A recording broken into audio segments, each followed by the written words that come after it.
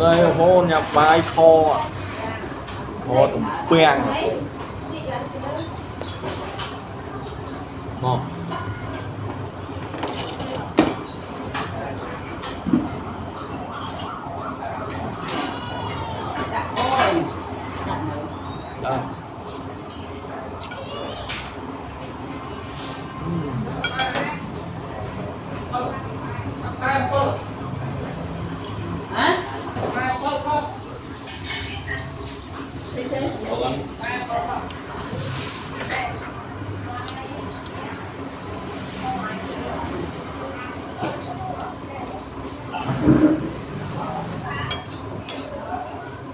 đây.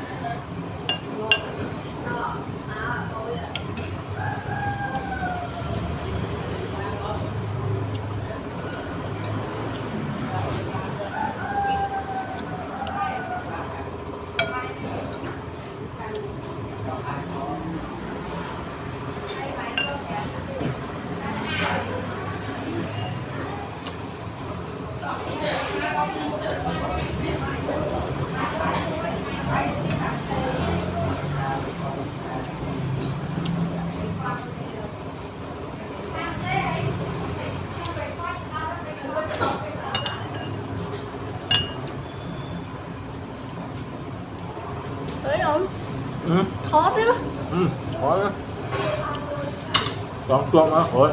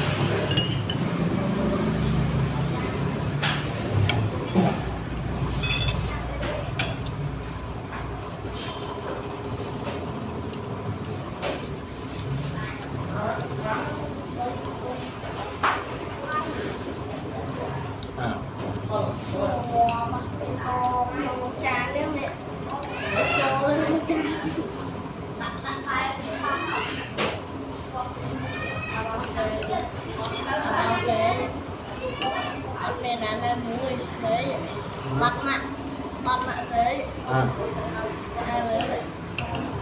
Chứ mấy? Mạ thế thế nào? Bắt ngám rồi. Trời ơi. Ngon mà. Đọc chiến. Đọc.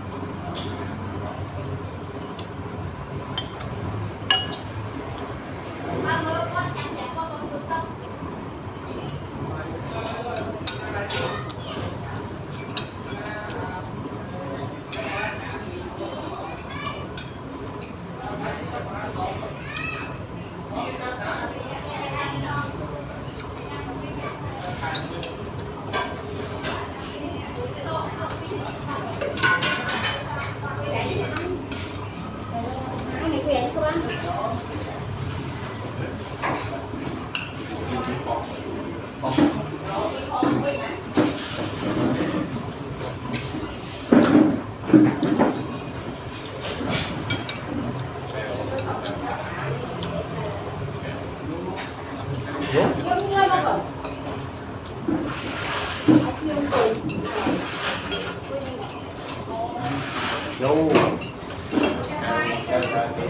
đấy thì vui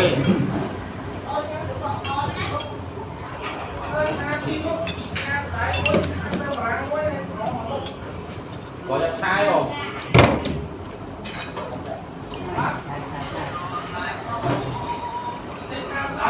kẻ bắt nặng là bay bạc bay tả bắt ăn thôi mà từ nên họ con thân rồi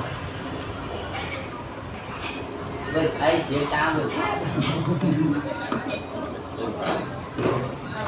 may mà vì bây giờ được thơ sẵn nó thơ xong mình đặt lơ sẵn quay lưới chơi vợ lên tên ta ở trong khi có tiền về nó chỉ có ba sạc chỉ có làm ta chỉ có tiếng nó đạn từ lớn sớm tí này học mới sớm mới rồi cả chất cái siêu luôn còn bánh nước tại tiền bạc mà đây tiền bạc họ đọc thì cũng được